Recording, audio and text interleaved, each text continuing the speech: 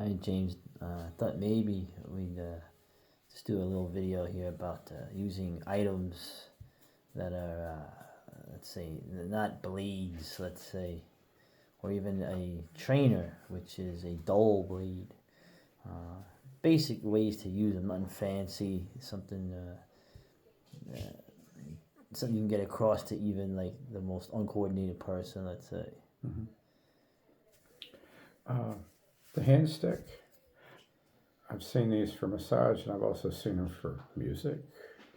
And I had one like this given to me by Sifu Tom Clark that was a little bit harder and thinner some years ago, and I forget where that ended up. I've used PVC, just carrying a little piece of PVC. Guy I live with is a pipe fitter, so he carries different lengths of conduit and PVC with him for the shoes. And he once used one of something about this size, the folding ruler that guys use on work sites, the wooden ruler to defend himself. So the hand stick or the hand bow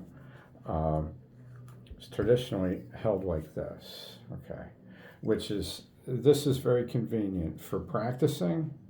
If you have those Bob the bad guy, like freestanding anatomical punching bags, that's pretty good, but you end up knocking holes in Bob's head.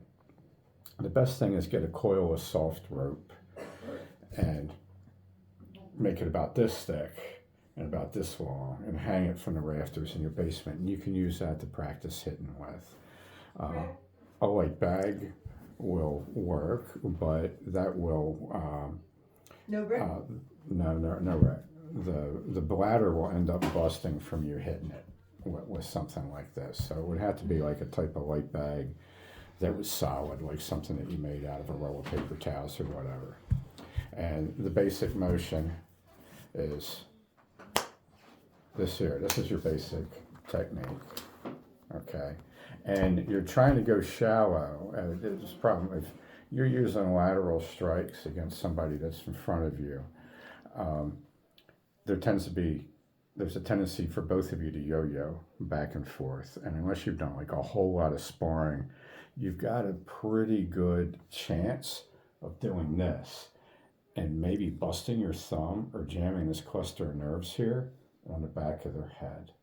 So go for the front, because if they pull back, which people are wont to do, then once you've gone for the front, you have this blow, which is the best blow. As far as hammer fist strikes, the best blow is the lateral hammer fist. It's got some arm swing in it, some rear delt and lat, but it's using all your triceps. And if you go into the temple or the neck, this is going to be a very nasty blow. You could do more damage than you want to do hitting somebody in the temple with this. So if it's not a life or death situation, then what you probably want to do is go behind their head and use this to hook them in, okay? And use some kind of control, which is the Hapkido guys are the best with the hand sticks, and they'll advocate doing a lot of that. Now, if you hit with something like this, your grip might be good enough to keep it from moving, but it might slide, okay? Well, that's good. You hit them, it slides, and then when you get to here, then you have even more control with this, and you can use it to pull them in. That's the basic technique I would use for the hand bow. It's very simple. It's this, and it's this. And we go over to defensive evolutions in another video in case you think he has a weapon. The thing that generalizes the best to one of these things, other than a hand umbrella. Hand umbrella is very good. But you could also use a hand umbrella as a little baton, would be a bottle like this. Most people that have used these against bouncers turn the bottle like this, and they use it like a really crappy little club that doesn't work too good. I know a guy named Grant that beat up 3 dudes. Of course, he was a big dude that were using bottles like this on him.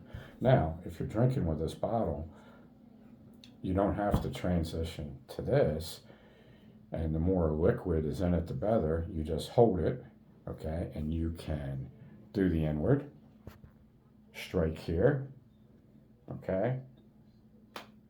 So you can go here and assist, or I would prefer you go here and assist this way, all right? And this will be a nasty weapon. It'll be less likely to cause a lethal injury than this. There's a good chance that you might punch a hole in the skull with this, a less chance with this. And then again, if you overshoot and you get behind them, now you have control. So you want to be careful not to pin this arm down here anytime you're doing this hand bow technique. You want to make sure you got this guy up here. And if you can catch it here, all the better, because you could use it for an assist. And if they go to grab this thing, you can let it down here. You can use this hand, and then you can come back again in the same evolution.